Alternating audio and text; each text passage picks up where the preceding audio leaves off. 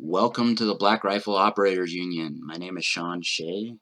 This is going to be a labor of love for myself to try to get some thoughts out of my head and try to process some things that I see in media and I see in the world today. Um, as I on December 7th, 2017, something happened to me. Well, happened in my world that I had to deal with a lot of blowback. And You can Google it. I'm not going to. First, understand that any opinions I give or anything I say only reflects me and only me. I'm not an expert. I'm just some guy on the internet spouting. Um, I have my own biases. I have my own opinions. Hopefully, these opinions will resonate with you. So, December 7th, following the incident that I'm talking about, there was a call to action at the state level to fix the problem.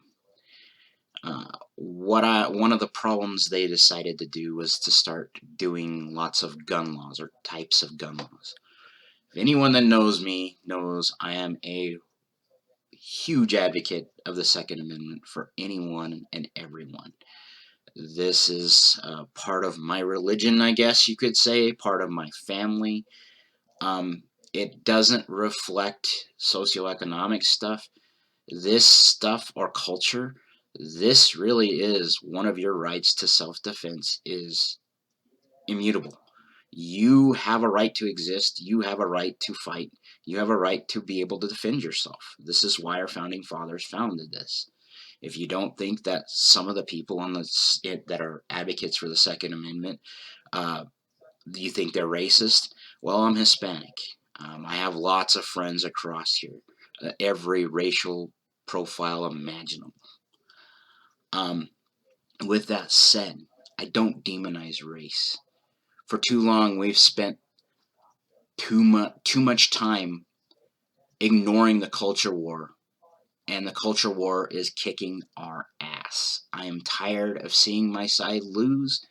I'm tired of seeing corporate media lie, and you're seeing it all the time. No one calls it out, and when they do call it out, they're considered conspiracy theorists. Is it a conspiracy if these things are abjectly true? Did these laws that they're putting out in effect help stop crime? No. What did they do? They curtailed the people that need this tool the most. This podcast will give some news spatterings. I will give a New Mexico legislative update about possible gun laws. I will cover culture. I will cover the new goodies in gun culture, the new releases of the guns. I'm not a gun tuber. I'm just a gun geek like you. But we need to start covering some of the news and the politics also, because these have become entwined in each other. They shouldn't have. There's never been a point where politics should have overruled abject truth. And it's happened on the left and the right, and it's only getting worse. I have a problem right now where we see this cultural divide, and people that are in a cult, and I'm not going to say left or right because I think there's cults in both sides. They subscribe to the theory that they're always right, and that their champions are always right. I see this prevalent on the left because they are the side that are the most conformist. The right in general has checked out. That's why we're in the state we have been in. The right, for the longest time, wanted to be left alone. You've made that impossible, you radicals out there. So now, naturally, they are going to rebel. Here's the problem, you guys. The right has a shitty ground game. And when I say that because I've tried to help improve it. We can organize a protest rally at a site in a city, no problem.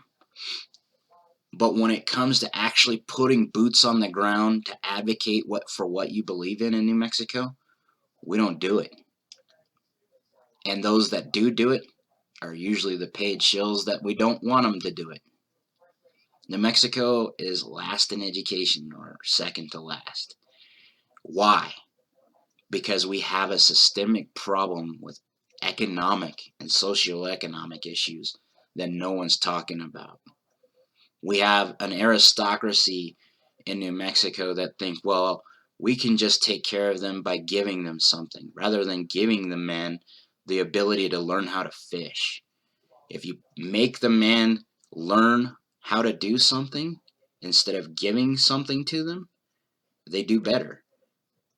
And if you don't believe me and you think that just taking the government handout works, go to the Navajo reservation.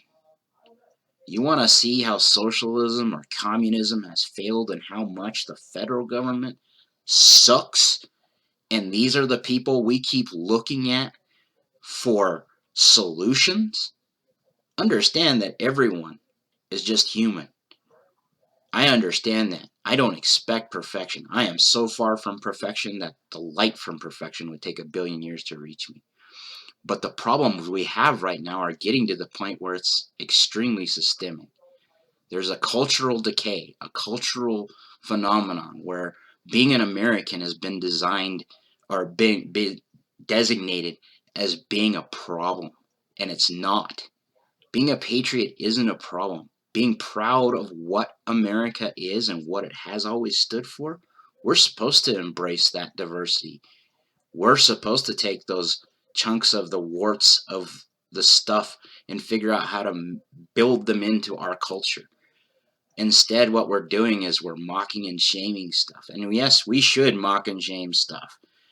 There's been too long that we've given up cultural institutions like the media to the radical left. And why I use the term radical left is because left automatically denotes that they're socialist and communist, and that is what they are. They want to erode American families when American families and ideals have been what supported them and allowed them to do what they're doing. But it's culturally wrong to talk about that. It's culturally wrong to be an alpha or to be a guy. Don't even have to be an alpha, but just to be a guy. It's culturally wrong to call out someone for being obese. I'm an obese guy. I listen to my doctor. But we've given this pity party out to everyone, and it's all our own fault. People bitch and complain about uh, the participation trophies. Who made the damn participation trophies? The parents of the kids that are having the issues now. That's us, dudes. We fucked up. We need to fix it. How do we fix it? You need to get involved in every level. Don't expect sending your kids to Romans or to Caesar and expect anything else but Romans.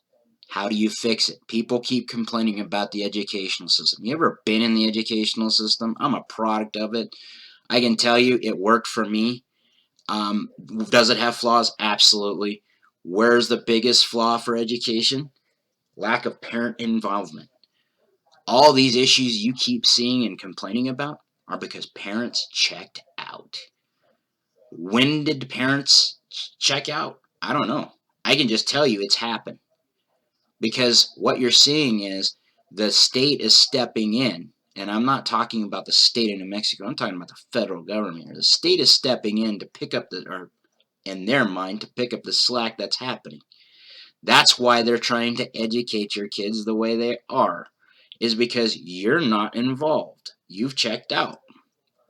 You need to fix that. Your board isn't necessarily in New Mexico, isn't necessarily your problem.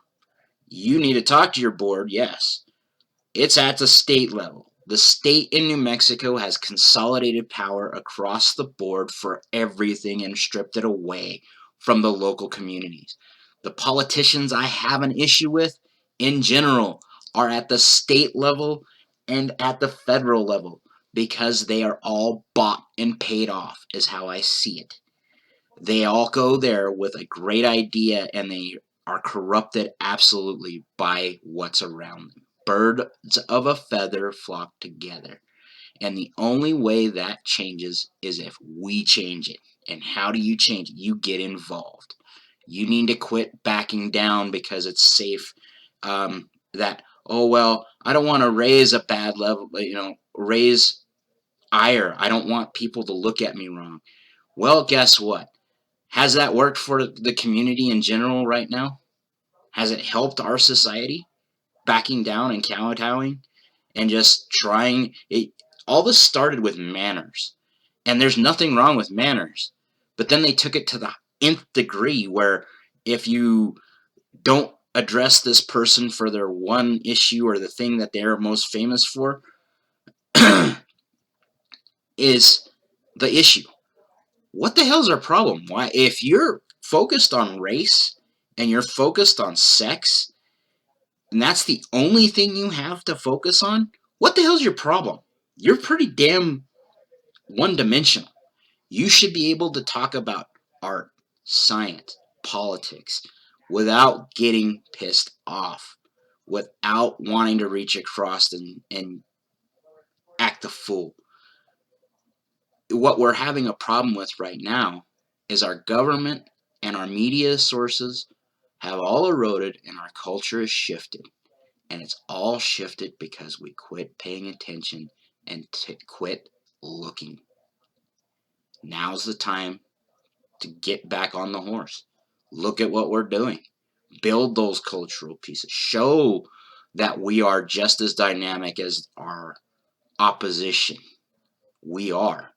We have. We are the movers and shakers of the world.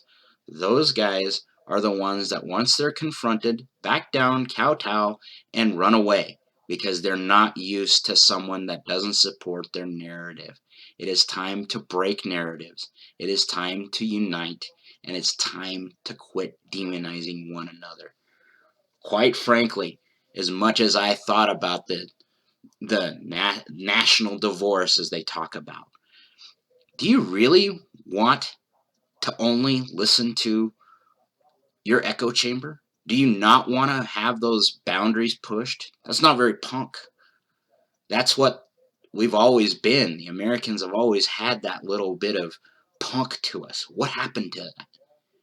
Why are we so focused on cultural war issues that in reality have no merit to anyone except for those one or two people that it actually means? Twitter is 2% of the United States population. 2%. Why would the news focus on Twitter?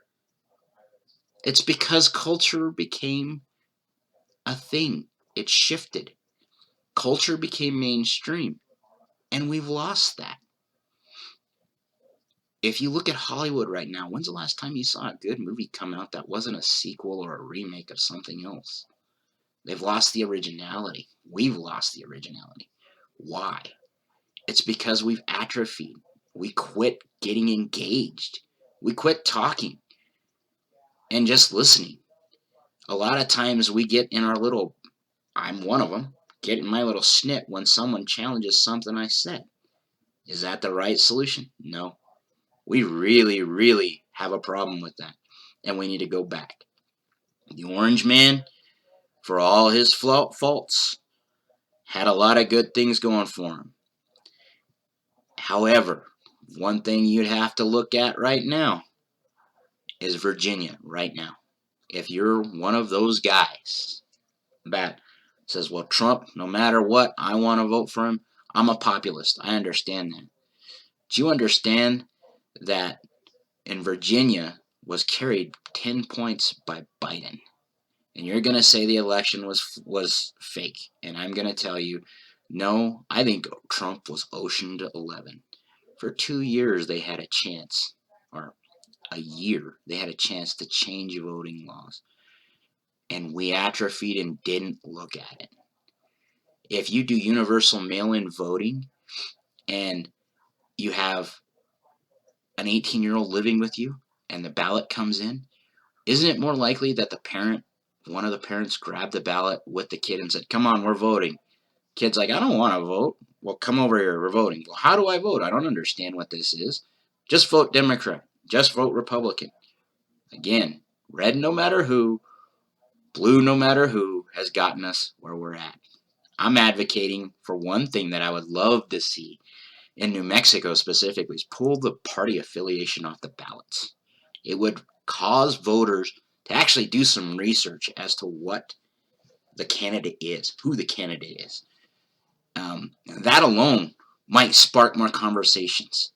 If you haven't paid attention to the cultural or news, there was a guy who ran as a Republican, I'm sorry, a transgender person, who was a Satanist, ran as a Republican and won for sheriff. That is the mentality of the vote red no matter who, vote blue no matter who. All this boils down to enough's enough. You sat on the bench, you just wanted to be left alone. They're not going to leave you alone. Democracy that they keep talking about, they don't understand that this is a republic for a reason. The individual rights matter.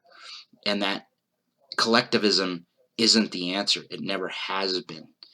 And any solution that you have that requires you to think that there ought to be a law or that I should threaten the state's violence on another individual to get my point across, you lost your point.